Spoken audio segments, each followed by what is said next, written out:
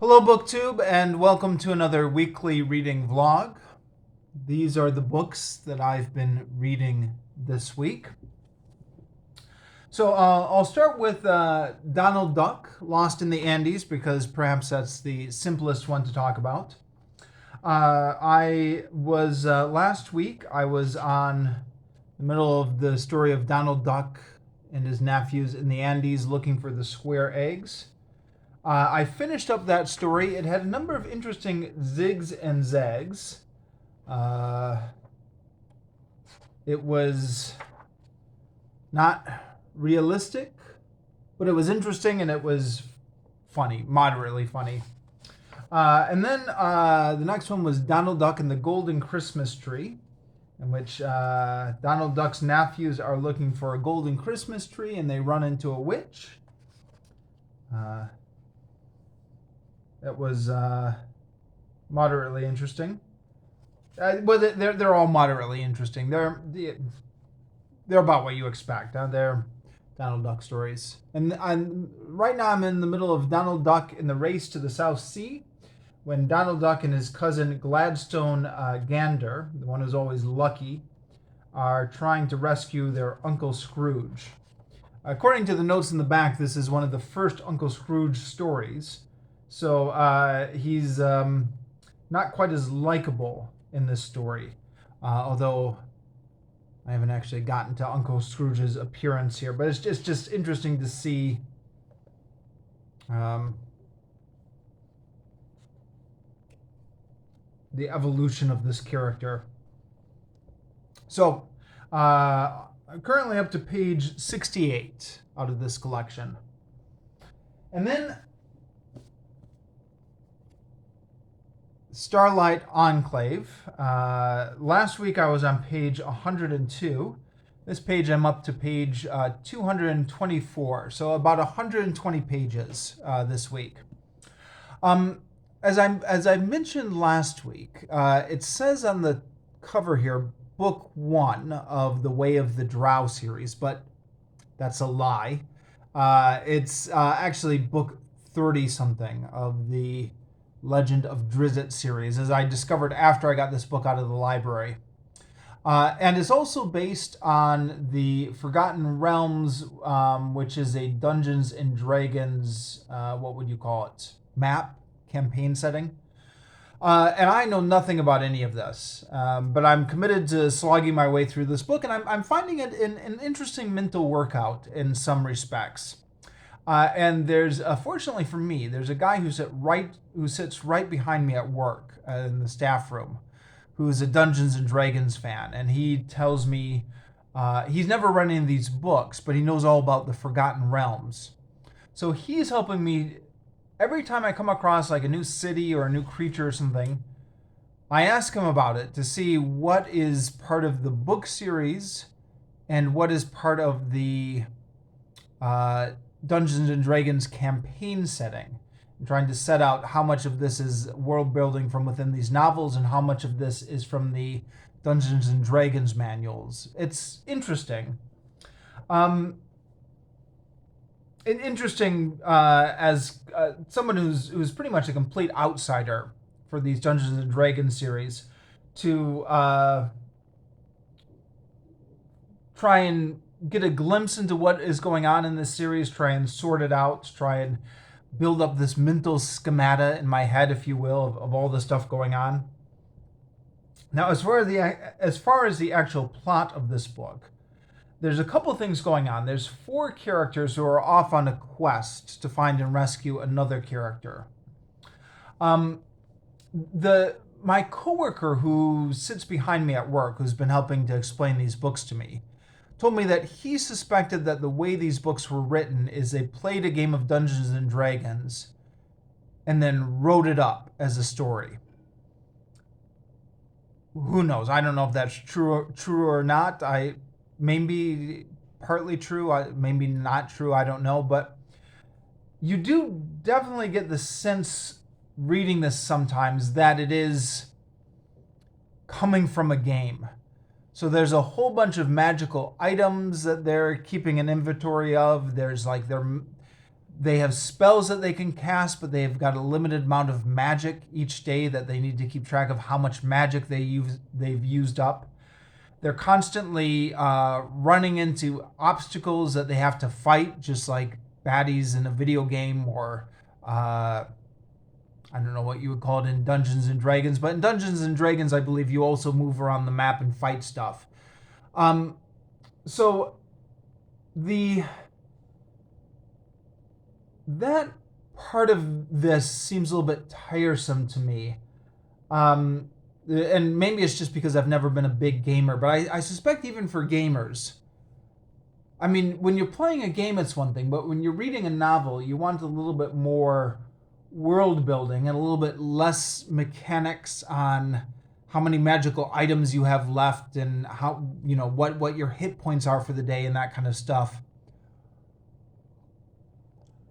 That being said, there are a lot of strange creatures in here, which a lot of them originate from the Dungeons and Dragons game and the manuals and stuff like that. But it's interesting imagination.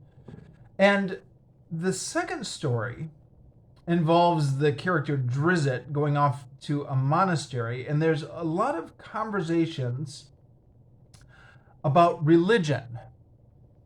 And they're interesting conversations. I mean, they're taking place within the world of these books. So they're talking about the gods of the Forgotten Realms, the gods of this Dungeons and Dragons setting.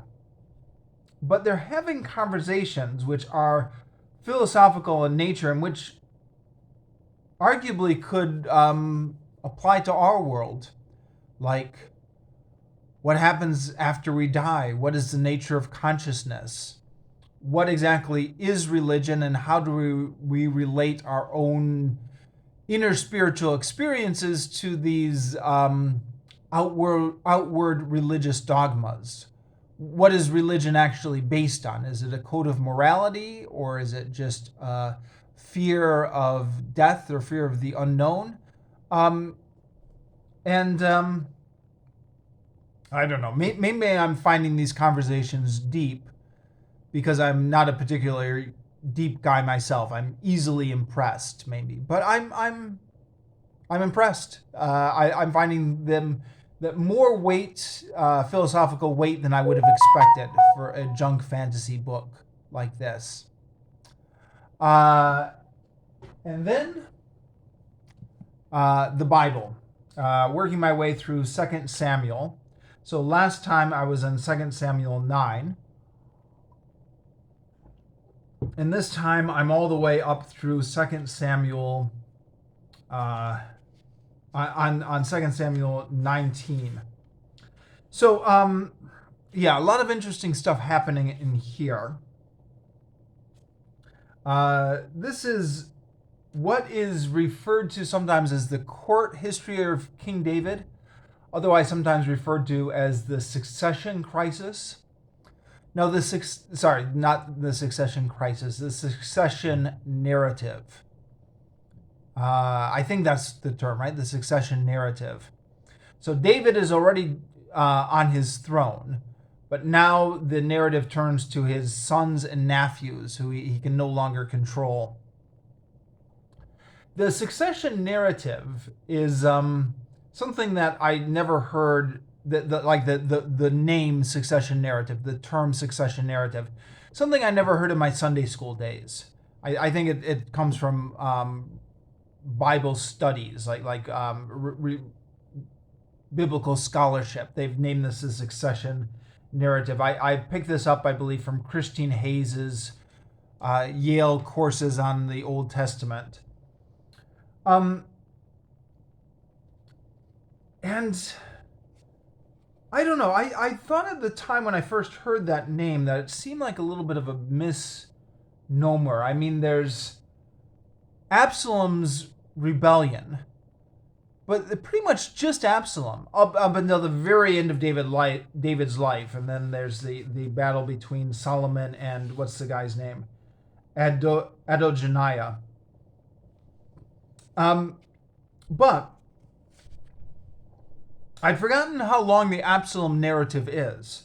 It goes on for several pages. So Absalom starts on 2 Samuel 13 and goes, pretty much all the way through 2 Samuel 19. So like six chapters, which in the Bible is a lot to give to one story arc. The Bible typically doesn't give that many pages to one story arc here, at least not in this part of the Deuteronomistic historian narrative. So that's from page 341 to 350 in my Jerusalem Bible here. The whole part about this part of King David's reign, I think there's some debate about whether it's historical or not. There are atheists like Robin Lane Fox who argue that this is historical and probably based on an eyewitness account, somebody who was in King David's court. And I think his main reason for arguing that is because it doesn't seem like a religious polemic, like the type of religious polemic that would be invented for the Bible. It seems like a struggle for the control of the throne between David and his sons who are vying for power, which just seems like it would be not something that anyone would want to make up, especially because, as Robin Lane Fox points out, the further removed from David we get in time, the more legendary he becomes. So when the prophets of the Bible, who are coming in a time period after David, they refer back to David as a golden age. Which is odd because when we actually look at this history of David's reign, it's marked by a lot of internal rebellions and by David acting weak and indecisive. I mean, it's his generals who have to do all the fighting for him. And David just goes into his bed and cries when he hears about Absalom's death, to the point where his general has to go in and chide him. So from 2 Samuel 19. Then Joab went indoors to the king. Today, he said, you are covering the faces of all your servants with shame when they saved your life today and the lives of your sons and daughters, of your wives too and your concubines. All because you love those who hate you and hate those who love you. Today you have made it plain that commanders and soldiers mean nothing to you, since now I see that if Absalom were alive today and we all dead, you would be pleased. Now get up, come out and reassure your soldiers, for if you do not come, I swear by Yahweh, not one man will stay with you tonight, and this will be a worse misfortune for you than all that has happened to you from your youth until now. So his general has to come in and kind of slap him back into shape. So that's an interesting portrayal of King David, given that the later prophets are going to heavily mythologize him, or he's going to become more and more legendary the further away we get from him on time.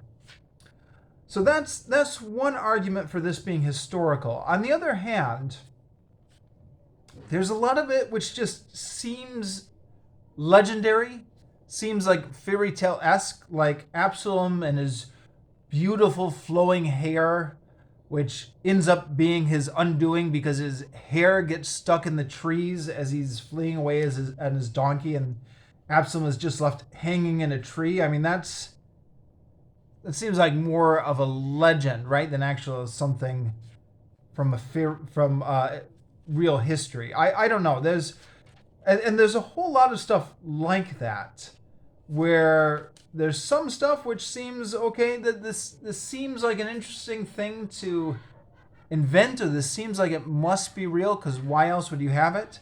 But then there's a lot of it which seems to be legendary.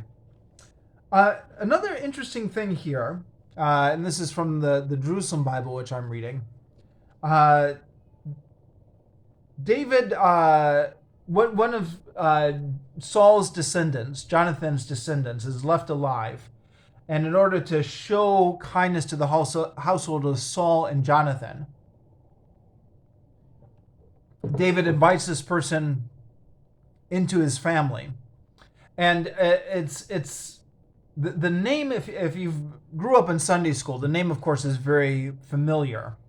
Mephibosheth, which, in English sounds like a nonsense name.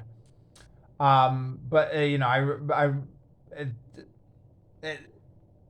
I remember our Sunday school teachers telling this story, and we would always laugh whenever they said Mephibosheth, because it sounds silly in English. But in the Jerusalem Bible, they've changed it to Meribol. So I go onto Wikipedia to check this out. And Wikipedia says that it looks like, based on some ancient documents or something, I forget what their evidence is, that Meribol actually was the original name of this guy. And then it looks like the name later got... Meribol is spelled Meribbaal.